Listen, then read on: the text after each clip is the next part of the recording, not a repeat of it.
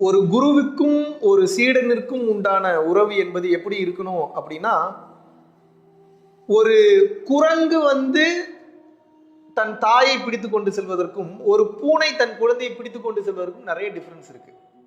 ஒரு குரு என்பவர்கள் ஒருபோதும் நம்ம குரங்கு மாதிரி பண்ண மாட்டாங்க. குரங்கு குட்டி தன்னோட அம்மாவை பிடிக்கிறத பார்த்துருக்கீங்களா? குரங்கோட அம்மா குரங்கு குட்டியை தூக்கிட்டு போகாது.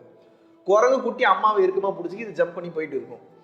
இதே நீங்க பூனையை நோட் பண்ணீங்கன்னா, பூனை குட்டி அம்மாவை இருக்குமா பிடிக்காது. அந்த பூனை அம்மாவாக இருக்கக்கூடிய அந்த பூனை இருக்கு பாத்தீங்கன்னா, அது பூனையோடைய தலையை பிடிச்சி கவ்வி எடுத்துட்டு போய் பத்திரமா இடத்துல டிரான்ஸ்போர்ட் பண்ணும்.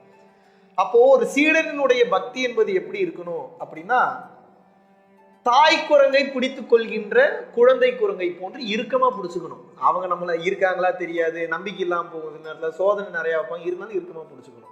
ஆனா ஒருபோது நீங்கள் கவலைப்பட தேவையில்லை. உங்களது குருநாதர் அவருடைய அன்பு, அவருடைய அருள் என்பது அவரை நீங்க 100% நம்பிட்டீங்கன்னா போதும். ஒரு பூனை என்பது தன் குட்டியை எப்படி வாயில கவ்வி கொண்டு போய் டெஸ்டினேஷனை ரீச் பண்ணுதோ, அது போல உங்களை பிறவில்லாத பெருவாழ்வுக்கு கொண்டு போய் விடுவதற்குண்டான முழு பொறுப்பை பாத்தீங்கன்னா நீங்கள் 100% நம்பக்கூடிய உங்களது குருநாதர் ஏற்றுக்கொள்கிறார். எப்பயுமே நான் என் மெடிடேஷன் பண்ணி நான் ஒரு கட்டத்துல உயர்ந்த நிலையை அடைஞ்சிருவேன், நான் ஜீவகாரத்துல ஒரு உயர்ந்த நிலையை அடைஞ்சிருவேன் நினைக்கவே கூடாது. மிகப்பெரிய அகங்காரம், ஆணவம்.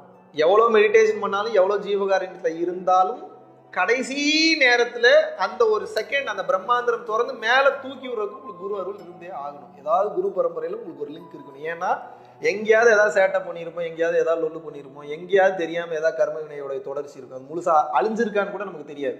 அந்த நேரத்துல அவருடைய அருட்சக்தி, அவரோட குரு பரம்பரையில் இருக்கக்கூடிய மொத்த லீனியேஜோட எனர்ஜியில நம்மளை கரை சேர்த்து விட்டு காப்பாற்றுவாங்க. இதனால குரு பக்தி, குரு அருள் என்பது மிக மிக மிக மிக அவசியமான